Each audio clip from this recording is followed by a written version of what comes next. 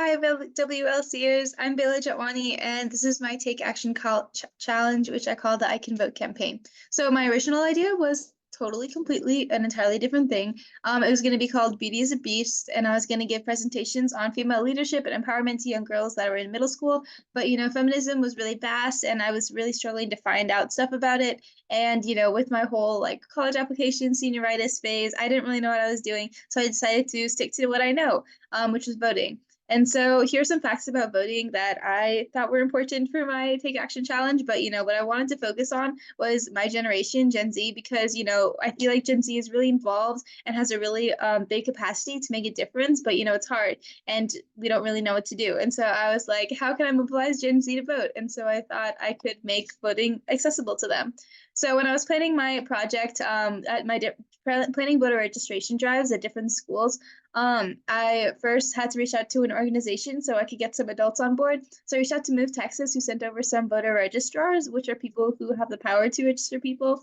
And then I reached out to the school. So not only did I contact the school officials, I made sure to reach out to clubs and students because the students know their community the best, and they helped me advertise, and they really just ended up becoming like a team effort.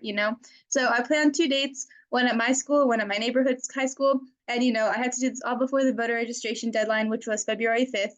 And so it ended up being like, I ended up pulling this entire project together in like 2.5 months, which was really exciting and really fun, but, really a lot. I made this flyer to kind of advertise, and then I gave them to the clubs. And then, advertising happened and people came up and they registered to vote.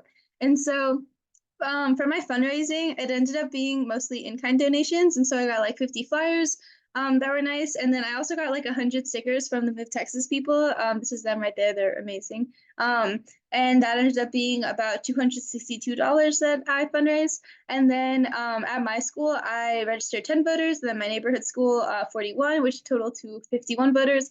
And then, since I'm really passionate about this, I just thought like, I probably want to keep going.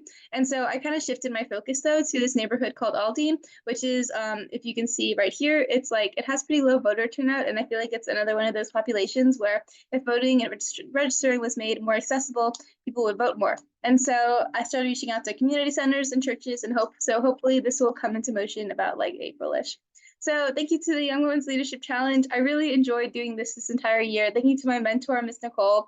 And here's some advice for, you future people. But really, I am like the case of like the person who, procrastinated for the entire year and then pulled her thing together like at the last minute. And it still ended up being super meaningful for me and super empowering. And so, you guys can do anything. Don't be afraid to take the reins and like go do something with your time. So yeah, that's pretty much it. Thank you guys for watching, and thank you again to my mentor, Miss Nicole, and everyone who made this possible. It was a lot of people.